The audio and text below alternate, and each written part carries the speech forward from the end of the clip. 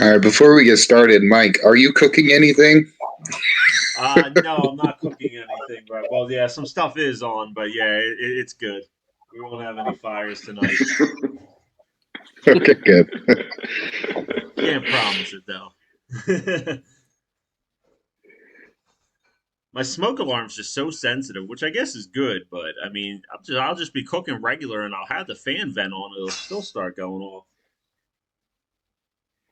I just posted the tribute picture in the chat.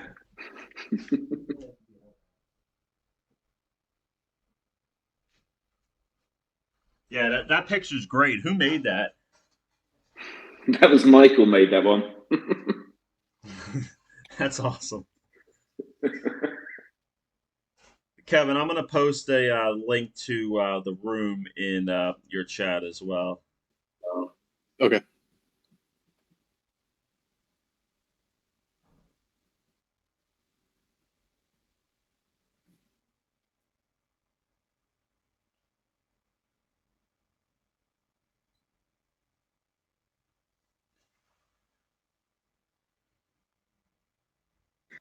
Yeah, thank you for joining us, Kevin.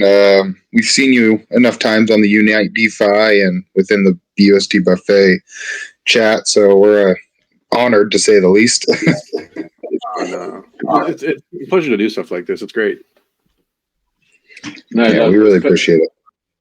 Yeah, real pleasure to have you. And I have to say, I'm not particularly active in the chat, but I have to say I've been a holder of BUSD Buffet since day one.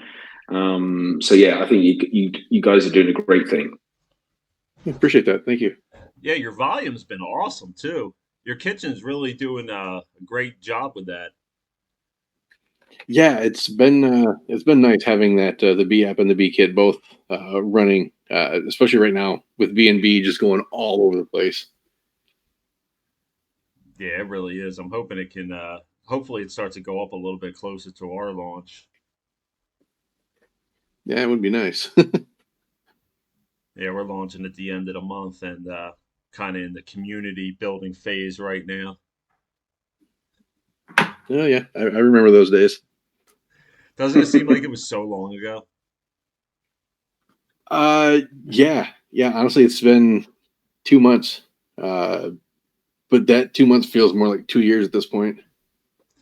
It really does. I was in my last AMA earlier, and I was talking about I had only made my first video just coming up on 3 months ago, and I'm like, oh my god, it literally feels like it's been 5 years ago.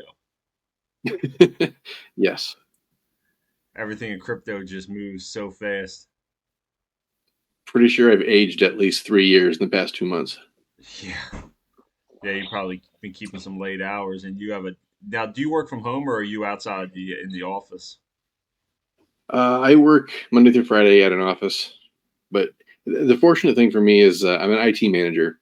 So if I need to like take an hour or two and just book a conference room, I just put on the note vendor call, and I was like, oh, he's talking to whatever. Nobody questions it. Nice. That's a good thing for sure. All right, well, we got a couple people in, and I'm sure some more people will start to trickle in as we get going. I'm sure EJ will find his way in here at some point.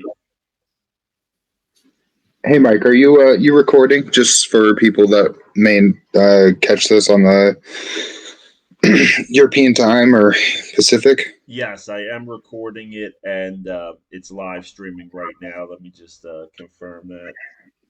Yeah, it is. Cool.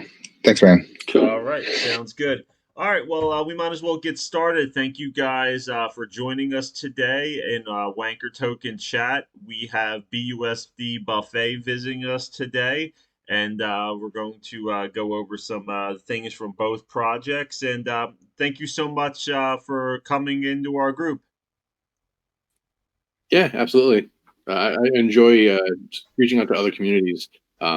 Again, just creating the atmosphere of crypto right now is getting a lot better than it used to be. So more than happy to hop into other AMAs and go into other Telegrams, Discords, and just kind of again make friends with everybody.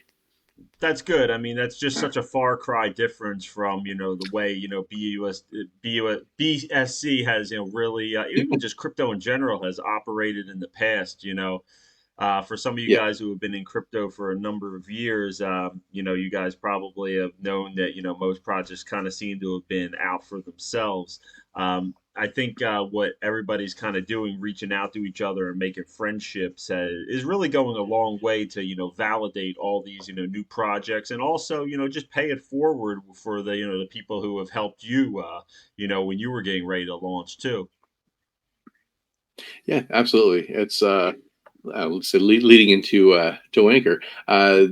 It's great to see again resources being made available to people because it really was everybody. They may have been a team, but they were a lone wolf kind of team because you're figuring things out on your own.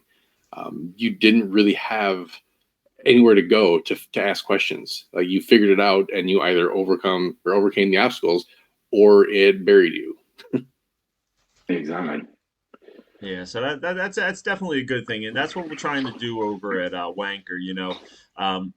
Just from speaking to so many different tokens and groups and devs, they all seem to kind of say the same thing. It's hard to find the type of services that we need in our budget, because especially with new projects. They may not have a very big budget, to find content creators or, web developers or graphic designers, to do their websites and their artworks. So that's what we're kind of trying to do over there is, create a platform that, providers, and artists and freelancers can, list their services, and, tokens such as yourselves, can shop, according to, what your budget is and, what you're looking to do. Yeah, definitely. That's a need that has definitely needed to be filled for some time. So it's good to see this coming about. Yeah, we're definitely excited to get it going, and just being a low tax token too. We're going to try to be a little bit different than some of the other reflection tokens that are out there, to make this token a little bit more easily tradable. To where it's only a 10% round trip to get in and out of it. As opposed to having to wait till you've cleared the buy tax and the sell tax. To start making some profit, and we're hoping that that'll really help keep the volume up. Yeah, definitely. I think it's a really good idea. Awesome. And I think that's where, where we saw a lot was that, obviously there was the huge hype around kind of high tax tokens. And I think you've done a great job at, getting the utility out there early and really holding on to that volume. A lot of other projects, haven't had the utility out early enough and kind of stagnated, and you have to wait a bit of time before things really kick into gear. And that was really the main reason why we went for such a low tax token was, how, while we build things up and build that kind of credible pre-vetted space, which everyone can kind of have confidence in, is, everyone can jump in and out. It's, there's going to be people who diamond hand, there's going to be people who trade it daily. And I think that we kind of, well, I know personally, and a lot of the guys who are kind of involved have kind of missed is, when that initial hype dies from launch, you don't sell, you hold, but you want the kind of a little bit of volume and activity there to keep the kind of the rewards and things going. So that's what we're really hoping and trying to be a little bit different, because low tax tokens are pretty rare in the space at the moment. And that's one way that we're hoping to kind of combat that volume challenge, is by, saying it's fine to trade, it's a lot easier to take profits when you've got kind of a 10 or 15% increase or decrease on a day, and you're only having to eat 5%, to get out, rather than 15, 20, 25 even in some examples, right?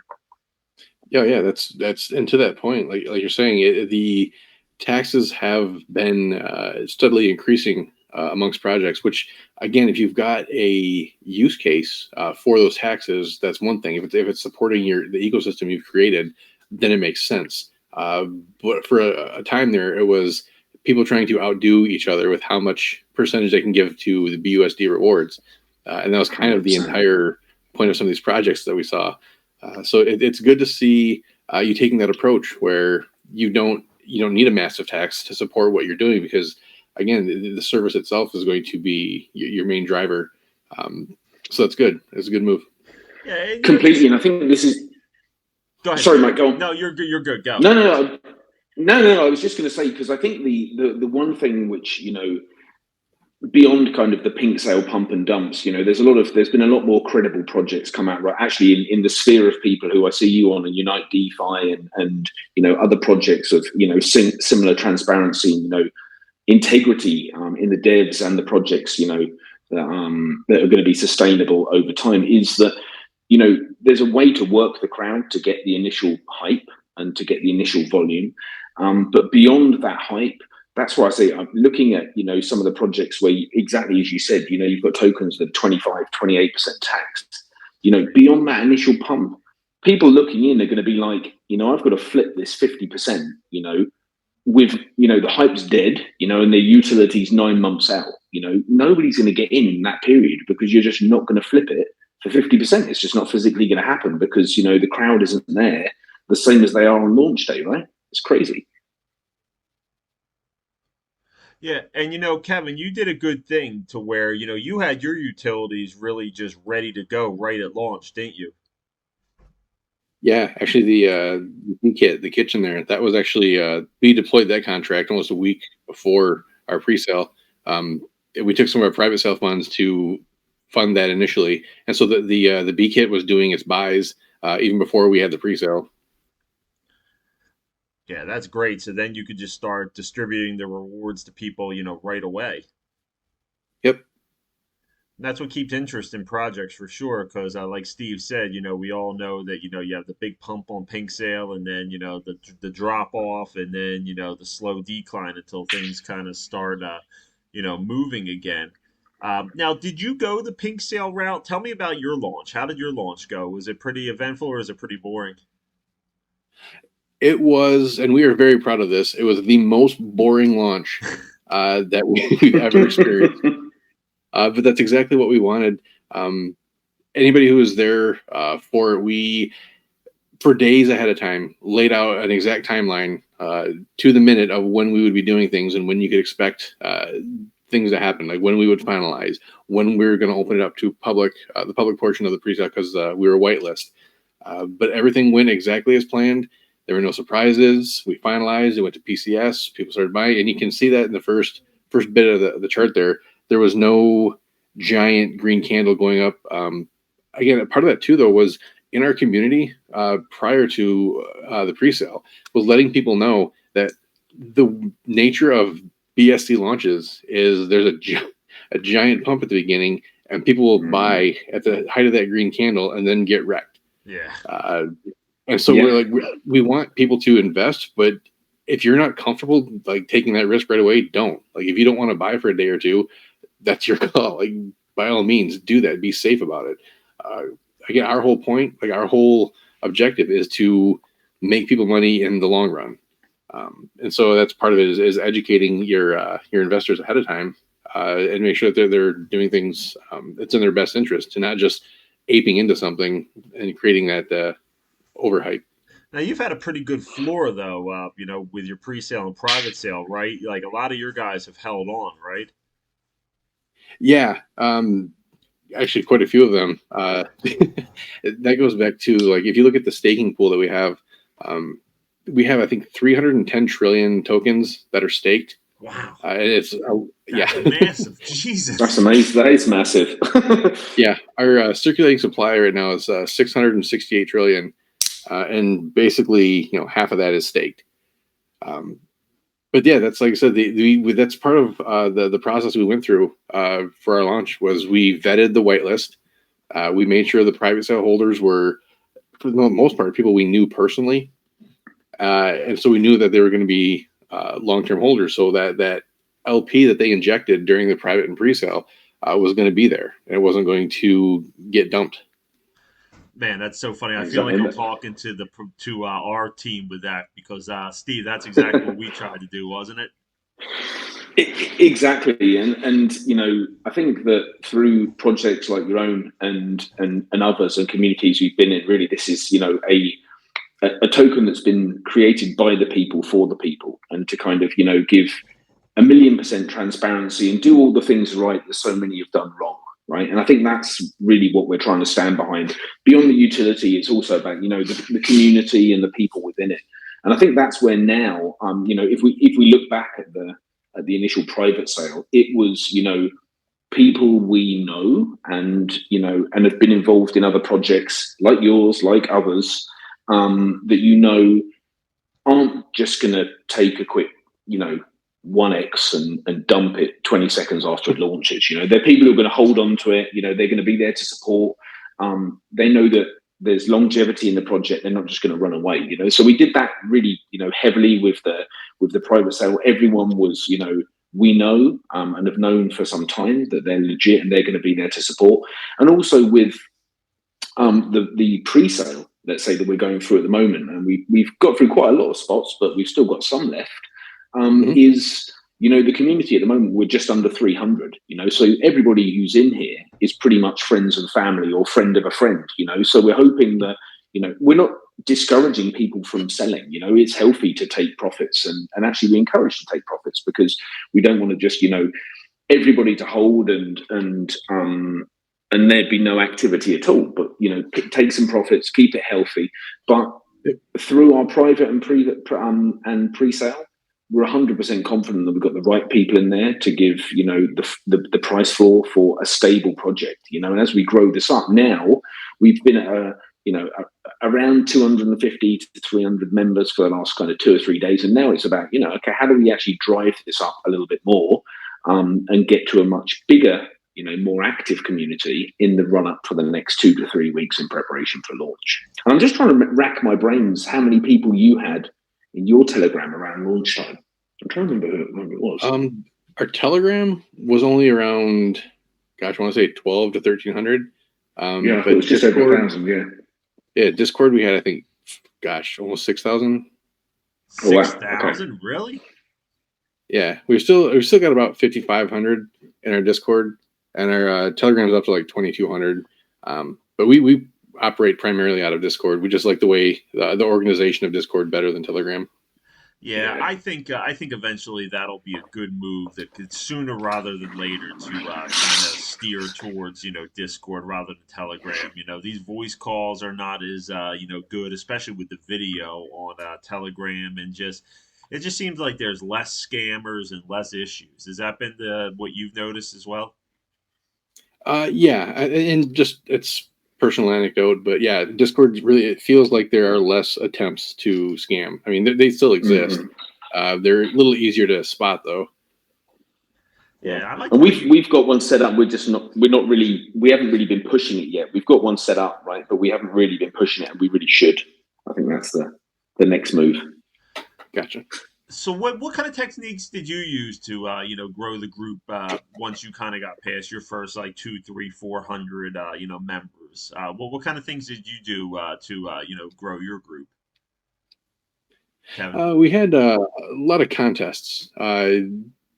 It's the other thing too that we did was, like you're doing right now, is hold AMAs early and often. Get people involved. Let them know what you're doing.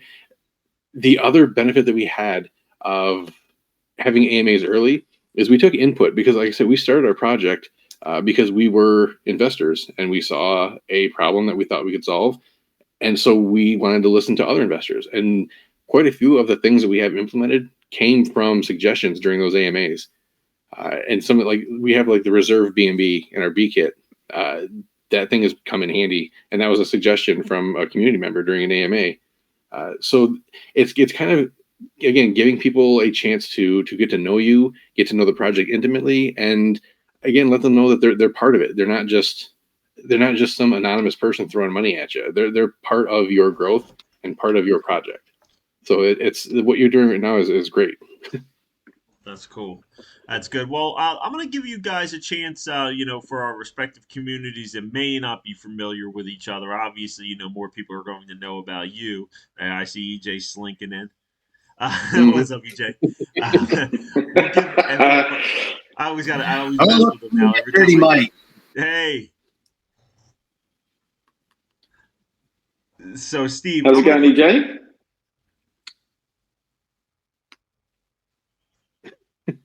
Steve, I'm going to give you an opportunity to go first. Why don't you explain the basics on Wanchor Token for those who aren't familiar that may be listening for the first time? Sure. No problem at all. And I guess one thing that we haven't touched on the last AMA was kind of for people new in here, everyone's like, why have you called it this, crazy name?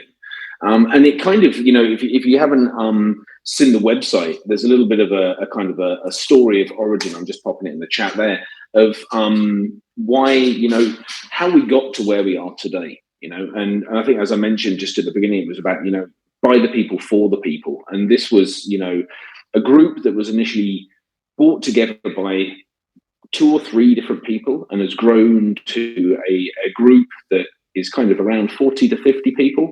A lot of people have come, a lot of people have gone, but it's, for me, the best group of guys I've ever, interacted with, and I have to say it's a real pleasure to kind of, be friends and part of this community that we're of. And that's really where this was all built. And there's a joke around kind of, we started as kind of the educated crypto plays or educated crypto investment group. And, after some slightly reckless strategies over the Christmas period, I think it was, we took on a little bit of a different tone and said that, a lot of the projects that we went into, only a wanker would invest in. So that was kind of where that came from. It's a little bit of a joke, but it's something to kind of the heritage of the groups and the friendships that we built there. But really talking about the kind of the token. So as we talked through a little bit about at the beginning, it's around, trying something a little bit different, and looking at so many projects that come out with high tax, and then after the initial pump, if they haven't got the utility ready there in the wings kind of instantly, there's always the challenges with the volume. I don't think that the market this year in any way, shape or form has helped anyone, but we have seen that, those types of projects, have kind of saturated the market and struggled with volume. So we were just looking at a way on, how can we make it tradable? How can we make it fun? And, how can we, remove that hurdle while we bring up the staking short term, but also build out the utility of, let's say, the Fiverr for crypto and content creators to build that credible space for the future.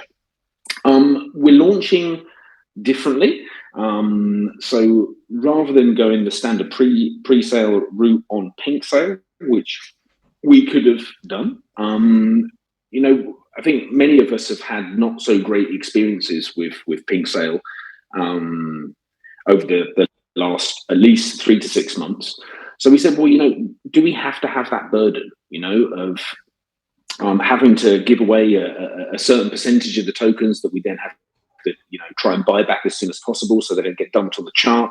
How do we, remove the inhibition where people have technical difficulties of claiming the tokens and then don't get the rewards and cause loads of FUD?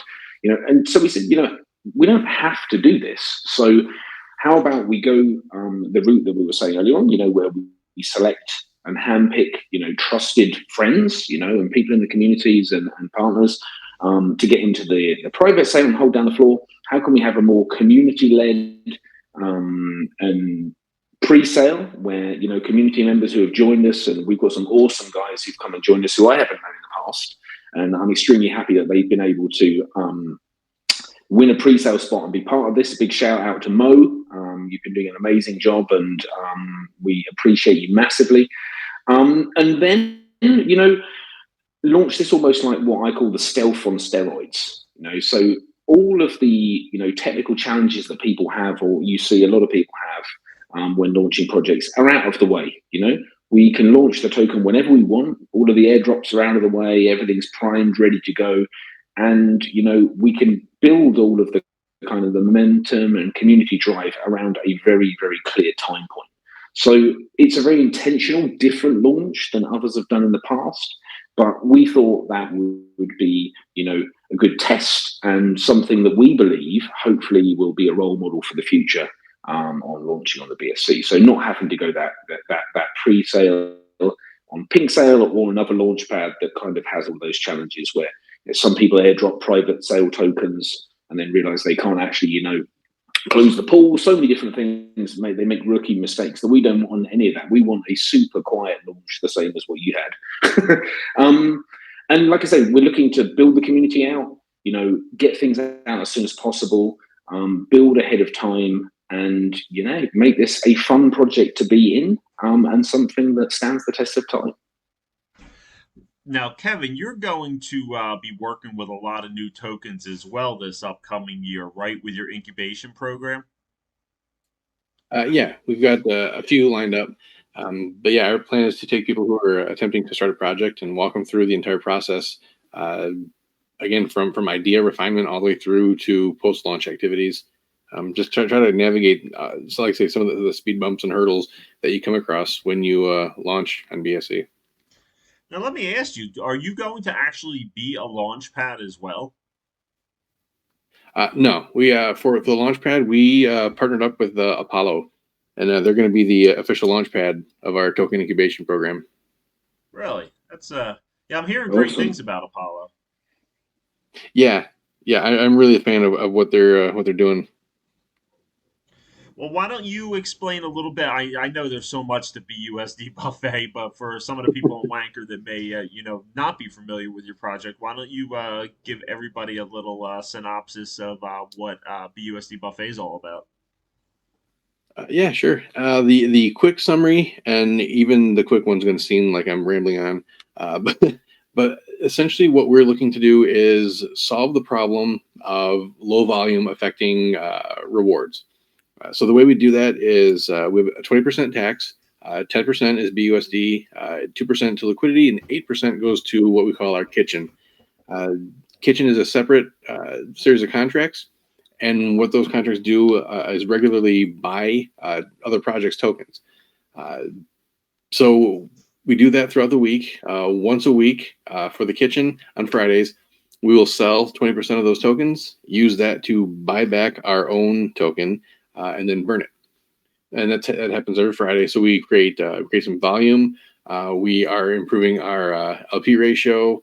Uh, we are reducing circulating supply. The other contract that works similar to the kitchen is the BAP, and that does the same thing on Tuesdays, where it goes through the number of tokens it has in its pool. It sells 20% of what it has purchased throughout the week. So in short, we use a portion of the tax to buy the tokens and then sell them once a week to buy our own token, increasing the volume rewards and our use it for that buyback and burn. Now, that seems like such a brilliant solution to that issue of volume dropping with reflection tokens. Do you think that that's something that's going to catch on with some newer reflection projects that have higher taxes when they launch? Do you see other projects maybe kind of taking this similar approach to you in the future? Possibly. Yeah, it's there. It's I've seen a couple projects that have inquired about doing something similar. I've explained, like one person in particular, I won't give their name, explained to them the entire process from start to finish of what we're doing. Like, so it's not just one contract. Like, no, the BUSD buffet ecosystem at this point is uh, 5 different contracts and 2 intermediary wallets. Damn. Yeah. Now, did you design the contracts yourself? For the most part, everything in the kitchen, yes, I did all that from scratch. Wow. The main BBFT contract is actually based on the Meta BUSD coin contract. Uh, it's a very solid contract. I had to make a few modifications to fit our specific need, uh, but yeah.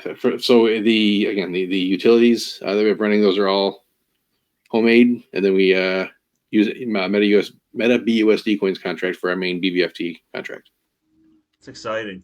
That's good. It's Mm-hmm. great that you're able to be so hands on in the process and not have to reach out to like too many other devs to kind of do your contract, to have the skill set to be able to kind of do what you want and make your vision come to life is definitely an important skill set to have for sure. That not a lot of tokens have the benefit of having with their founders. And that's something too that we're wanting people to understand as well. When it comes to a project like this, you don't have to do everything in a single contract, and certain things you don't even have to do on the blockchain at all. There are certain functions you can do external uh, to make sure things operate the way they're supposed to operate. Uh, there's the flexibility with this, with the way we're doing things for a project. It's kind of cool, actually. It's a lot of fun developing. That definitely sounds like it. we can open it up to some questions if you guys like. We got like 20 people in here. You guys should be able to unmute at this point. Does anybody have any questions for these two?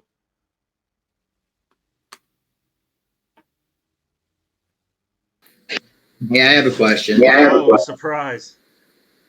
Am I What's echoing? up, buddy? How you doing today? Good, man. I have two questions, one for Kevin and then one for Mike.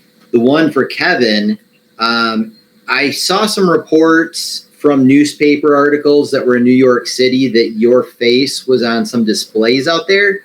Can you confirm and or deny that? And then as far as the hike went yesterday, Mike, how's the chafing going? Man, I gotta tell you, I am chafed to all hell today. My thighs are so red, and I can barely walk today. I feel like a 90-year-old man. For those of you guys that don't know, I did a hike yesterday up a mountain, and it was a 12-mile hike. And man, I got up to the top of it, and there were flies circling me. I saw buzzards overhead. I was like, man, I think this is it. They must know something.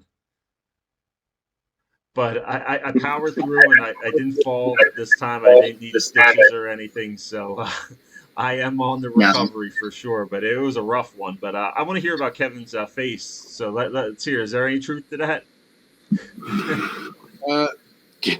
My face has made its way onto a good number of things.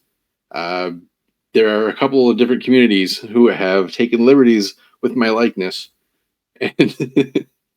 and it's yeah. Wow, yeah, that's the first I've heard of it. Where did you see these, EJ?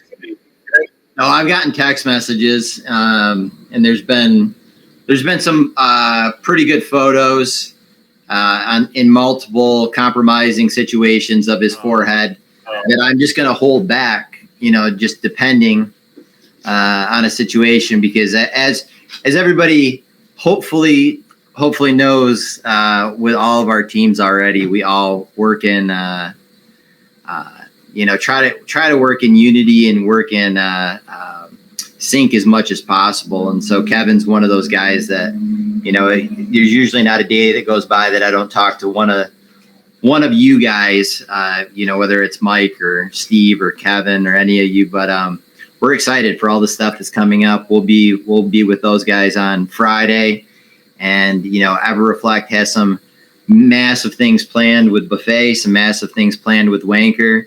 I don't know how much you guys have disclosed from that partnership side, but I do know that we made some progress with two of our other devs that I'm going to have to set up a meeting with you guys here in the very near future, because once we launch EverChart and EverPay on Friday, the next dominoes start falling, and this stuff happens fast, but at the same point, we're taking our time to make sure we're building it correctly. So we're excited. We've actually kept it pretty quiet about the partnership with EverReflect. So now that the cat is out of the bag, we are working on some things with them that we will be revealing in the upcoming week or so. We just wanted to iron out a few more details. EJ's got some big things he's working on that is releasing. Is it Friday? Yeah, yep, Friday. So EverChart.io goes live 3 p.m. on Friday, 3 p.m. Eastern Friday. So I think that's 7 p.m. UTC. Then I'll be hopping over into StreamYard and YouTube with Kevin and the Buffet guys for 5 p.m. But the cool part is that we have a bunch of projects that already have ads that'll be up on EverChart, and both of your guys' projects are two that'll be heavily represented. There'll already be tabs with your guys' charts and your technical charts and everything. And so, yeah, Noodles and I have been working pretty relentless on it. And even though it's been a lot of work up to this point, it's still only V1, and it'll look pretty good. It'll have some great usability. Pricing for the digital ads is cheap. To be added to EverPay is pretty cheap. To be added to the charting system's pretty cheap. So yeah, we're excited about it. Yeah, I seen a screenshot of the ads on it, and they actually look great. They look fantastic on there. Yeah, and then a couple of you guys, which I'll end up posting it into some of the mod groups this afternoon. We've pretty much finalized the EverPay portal, and so we'll release that to the mods, and then obviously it won't be out for the general public, but I'm sure a few people will be able to take a look at that link and kind of see what it looks like to be able to purchase a digital ad through EverChart and how that system will work. We have Buffet, Meta BUSD coin, EverReflect as payment options for the charts, as well as stable tokens, BUSD, BNB, tethers, things of that nature. But yeah, we'll probably release that to the mods so that everybody can kind of start seeing it, and maybe we'll share it out to our general group so people can get an idea of what it'll look like to buy ads. And we're excited. It's a good step in the process of, pay, chart, connect, and tickets. So I want to ask each one of you three. Steve, I want to ask you first. It seemed like 2021 and the beginning part of 2022 was the year of the reflection tokens. It kind of shifted away from the pandemic meme tokens and Shiba and Doge a little bit. Where do you see the rest of this year going? Because I'm starting to see like an increase in miners and stuff like that, like Baked Beans, and then there's a whole bunch of other ones, coming out. Where do you see the rest of this year going as far as like trends in the BSC space? I have to say my personal opinion is I think we will see the good BUSD tokens survive. All the ones that launched towards the end of last year who have, awesome teams and credible use cases, they're going to come back with an almighty boom. I think that's number one. I think that we will see less BUSD reflection tokens with a higher tax because I don't think they can compete in the space in the future. But I have to say, I'm always looking for what that new thing is, and miners are kind of hot at the moment, but I think it's about how do you do, a miner in a credible and sustainable way. Because I think there's some great projects out there, in the limelight at the moment, but I think they're also sustainability is a challenge. And I think those miners that do have a credible use case and, other tied in utilities that can prop them up, and maybe a cap on how big these whales can get, I think they have potential, but I'm also looking at what is the really, the next really big thing that's a game changer in the space. So I think in summary, it's kind of the really solid teams with, great BUSD reflection tokens. They're going to have their real shining time this year as they bring the utilities to life. I think other BUSD tokens are going to fall away and people are just going to stop doing them. And I think miners plus other things, which I'm looking closely to see what's coming. That's my kind of summary. All right. What do you think, Kevin? I think that this year will be more people being converted from moon boys to long-term holders in various projects. I think they're going to the whole era of taking $100 and turning it into $1 million overnight. It happened for so few people to begin with, and it just doesn't happen anymore. It's not realistic. So I think that people are starting to come to that realization. They're diversifying. They're looking for something that's going to be passive income. So I think the trend, in my opinion, for 2022 is going to be the long-term investments becoming the mainstay. Yeah, it definitely seems like, and I think that's also going to have something to do with the number of launch pads that are adding a lot more legitimacy by vetting these projects a little bit better that are launching. It used to be, Pink Sale was, pretty much one of the only options, and that was like the automatic thing that everybody went to when you were a new token and like a scam project, a meme token, whatever, even legitimate projects. that launched on it. But it sounds like, and it seems like that there's a whole lot of, new competition for that will, make it harder for now. Obviously, scam tokens and rug pulls always will be a part of BSC, but I think we're going to see a decrease in it in the next year or so as more legitimate launch pads are vetting these projects a little bit tighter. What do you think, EJ? Yeah, I was going to say, I think that there will be some, days of reckoning with the ability for tokens to just fly off the charts, kind of like Kevin was referencing. I think that the big paradigm shift is going to come when we start seeing projects that don't just legitimize the idea of a utility because of an idea that it's a utility, but that a utility that can actually span outside of Binance. I talk about that all the time, the BSC bubble, that there's too many utilities that are built specifically just for people that are kind of down the rabbit hole of BSC blockchain and not out into the general public. So I think that there's going to, and obviously I'm biased because EverReflect's focus from November has been to be what it's designed to be, a utility token, not a security. Like, we're traded and there's definitely value with holding the token. But, as far as the US government and everything looks at it, we're not a currency technically. We're not a security. So you have to actually go back to the idealistic nature of what our licensing and everything it is that we're trying to do. And because it's truly a utility token, there has to be a utility that works long term. And I think you're going to see a lot more projects that will come up with concepts and ideas to utilize a token in real world settings for real world assets, because not that it's not good to build utilities that are specific to BSC or that they're specific to the blockchain, but I'm a big advocate that we want to be able to expand this small little bubble that we have out into the masses of the populations around the globe. Yeah. And if projects take the time to build utilities that I talk about, Darian, the girl that I'm dating, all the time. What would Darian need to buy, or what would she need to do to be able to utilize cryptocurrency? And the reality of it is that she has to get something that's more valuable, because that's the only way that she can actually get to receiving that asset. And it has nothing to do with actually being traded a token that has, a security type aspect to it. It has to be something that they're going to get it because they need the asset, and that utility token is the only way you can get that asset. I think that's going to be a big push for the next couple years, to be honest. I think that'll be a shift. I think that's the biggest paradigm shift that we can see in cryptocurrency, to be honest.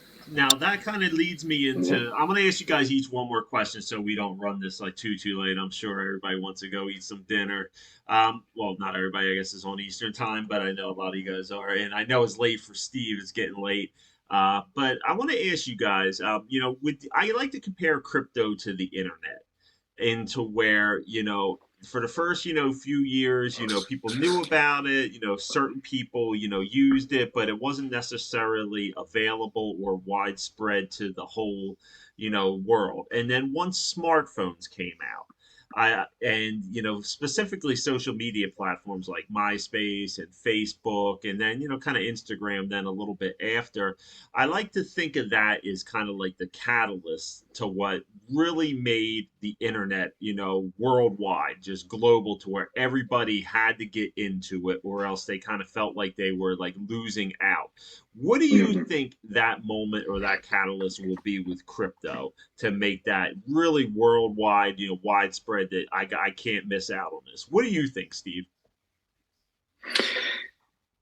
I think one part is it's going to be a generational thing, and I think it's just going to happen by design. And I think that, and I talked to a lot of people about this in the past. When I first got into crypto, I got into kind of boring stable coins, and after a couple of months, I was like, well, this isn't really for me. I'd rather just go and put it into a fund or whatever it may be. But I think that going through, the BSC space, which is a bit like the Wild Wild West, I think that everybody on this chat and a lot of people beyond have really, learned and earned their stripes on the BSC. And I think, what you were saying, EJ, is that, if the utilities that come through that can bridge beyond this space, I think will drive crypto adoption more holistically. And I even just think of your utility, and Ticketmaster and things like that, I can see this in not too distant future, that this is the way it's going to go, and that's really my thoughts on it is just generationally, it's going to move in this direction. But I think more that could be bridged outside of the typical crypto space into the real world setting, the sooner that's going to happen. What do you think, EJ? What do you think is going to be the catalyst? Do you think it could be teaching the younger generation nowadays to where they have started using crypto from like a really young age to where that's all they know? Or what do you think could be that spark? I mean, that's going to be the interesting part, because kind of what Steve kind of hit on about being a generational thing. I think that we're already in the midst of digital currency being something that, say, a child that's 8 to 12 years old right now gets the concept more than anybody that's in this chat that's maybe above the age of 40, to be honest, because you start looking at the digital consumption via screen time, whether it's on a tablet or a video game or computer, for younger generations that are playing games like Fortnite. Like Fortnite's a great example that I use all the time. That Fortnite has a utility token.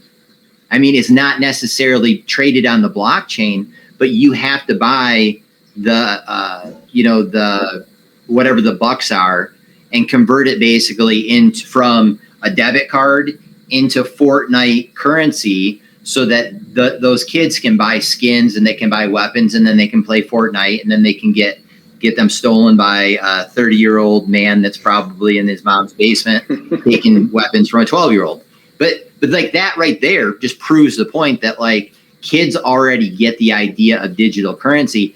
And to be honest, we kind of do too, because I think it's interesting the dependency that we've had on debit cards or credit cards. I mean, any one of us in this room right now could probably just say, as far as the assets that you have in your wallet right now, do you have more monetary value on your debit cards and your credit cards or in cash? You're going to have to say the debit and credit cards, because that's digital currency. I mean, there's not enough cash in all the banks in the world right now that everybody could take out their cash. So we're already living in the digital age as far as currency being digitalized. I think that the biggest catalyst honestly comes when governments start accepting it. It's going to be a lot of issues, because they're going to create their own currencies and their own stable coins. Yeah. But I think that really it's a catch-22 that we're going to end up having to probably have some different.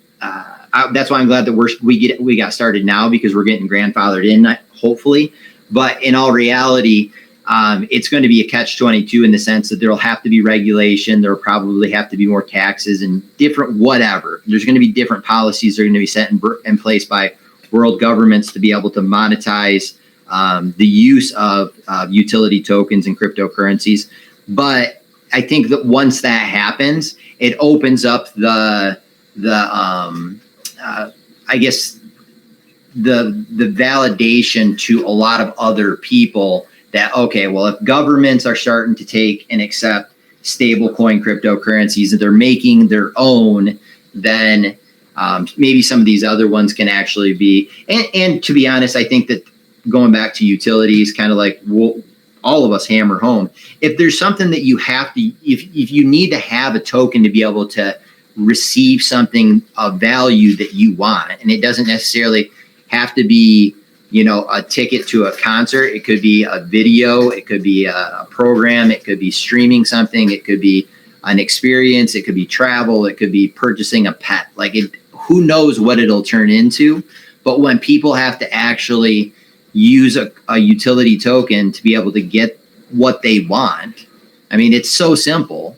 but that's really, it goes back to like the basics of bartering, and I'm going to trade you, this $10 that's in my wallet for what you're selling in your yard sale. Like, once people have to really use tokens to be able to get what they want, and if governments implement their own stable coins, that'll be, I think it brings a lot of validation. Yeah, that's a great point. What do you think, Kevin? What do you think is going to be like that event? Do you think it's kind of a combination of what Steve and EJ said, or you think it's going to be something completely different? No, that's 100%. There, I agree with both of them. Like I say, with EverReflect, the ticketing, people are going to use it without knowing what it is, and then when you explain to them, like, hey, that ticket that you just used, that's an NFT. Like, oh, what? Yeah, you paid for this. It's all going through the blockchain, and they're going to have that realization, like, oh, so this isn't just for like dirty hackers to move mafia money. Like, no, crypto on the blockchain can be a useful thing in the quote unquote real world. So I think it's just going to be a realization after. So you're gonna have to like sort of force feed it, and then tell them after the fact, hey, you just use crypto, and then it'll lose its the stigma of being this thing that only money launderers and criminals use. Yeah, you ain't kidding. Well, we're getting close to an hour here, so I'll give each one of you three one opportunity to plug something that you have coming up. Steve, you got anything you want to plug? I know you do. Should I? I mean, sure, you can plug the launch if you want, whatever you want, buddy. No, I mean, I have to say, massive thanks, EJ, for the plug that you put out on a plug. We were keeping things a little bit on the down low, but I have to say, appreciate you more than you can imagine, buddy. But I have to say, the launch is going to be on the 30th of April. Super excited for it. For anyone who's in here who's new, hasn't got a pre-sale spot yet, jump into the Suite widget and also engage in our community contest. Somebody won one on Sunday night through a little bit of impromptu a cappella karaoke. Yeah, that was great. So be on guard. There will be challenges at upcoming AMAs for you to, ridicule yourselves. So yeah, looking forward. And as mentioned on Sunday, the big focus now is, driving this to a community level where we have an exciting and sustainable launch. I think we've got an amazing group of people in here so far, and we're having a lot of fun, but I think really we need to get the word out there more broadly in anticipation for the exciting launch at the end of the month. But massive appreciation for coming to join us and having this AMA. It's truly an honor, guys. Appreciate you all. Thank you guys so much. All right, EJ, time to plug some of your stuff you got going on. I know you got a couple big things coming up. Yeah. I mean, we'll launch Chart and Everpay Portal Friday. I'll be back in here tomorrow. Yes. Then Unite DeFi tomorrow night, Unify DeFi Thursday, then with Kevin on Friday. Oh my god. The only thing I'm really going to plug is that and I've kind of said this to almost everybody on this team, and hopefully everybody in this chat will take these words and like go back and tell your friends and family about this project. But don't sleep on Wanchor Token. Like, these guys have a dream team, and I don't say that. Like, it's so hard to put together a specific group of individuals that have a large number of assets, connections, networks. Don't sleep on this token. And this is going to be a success based on just the individuals that are involved and who I know is involved with it.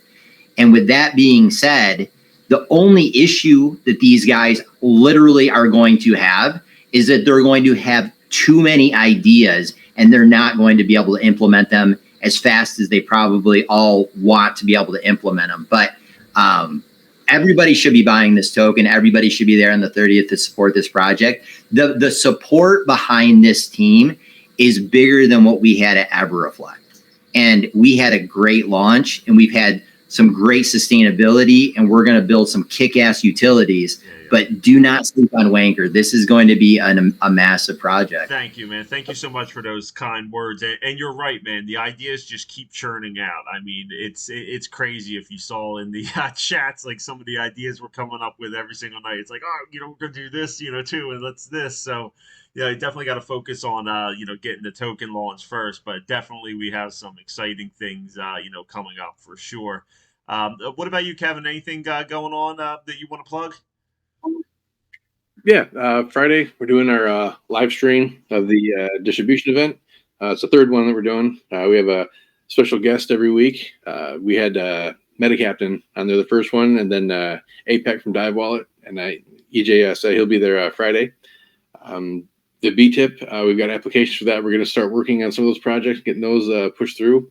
And then, we've got a couple other utilities that we're going to be launching over the next couple of weeks. So watch out for those announcements. Awesome, guys. Thank you so much for coming to join me today. EJ's become a resident now on our AMAs, and we love having you here, man. We love hearing what you got to say, and just all the support you really give to everybody in the BSC space. You're definitely a great dude, and you help us all out every chance you can, and it's a really selfless thing that you do, and we appreciate you, buddy.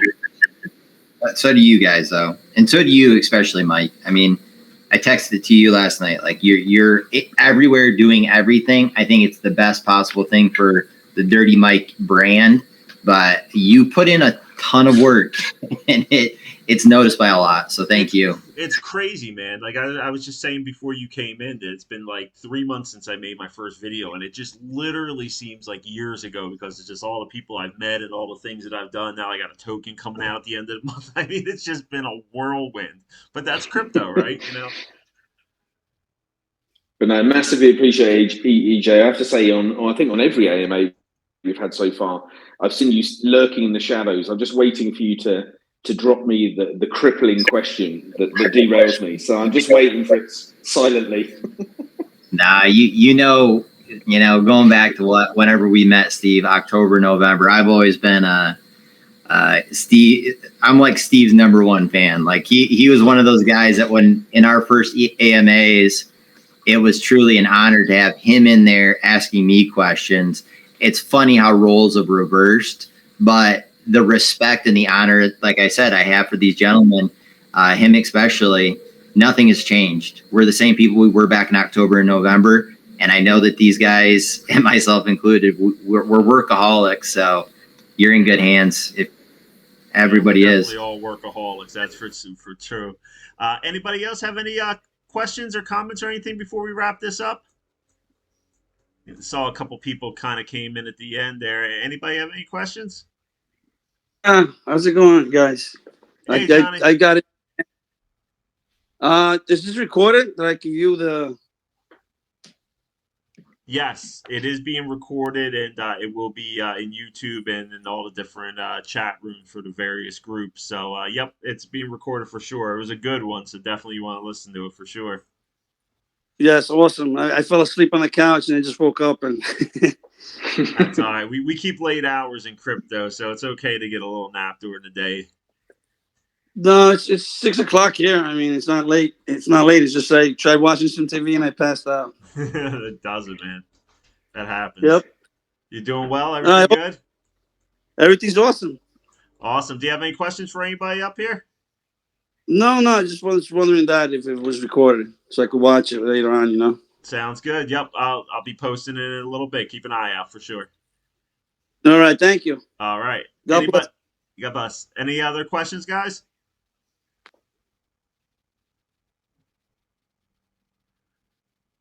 Going once? Going twice? All right, guys. Well, we're just right at the hour now. Thank you guys so much for joining me, Kevin, EJ, Steve. We'll be doing it.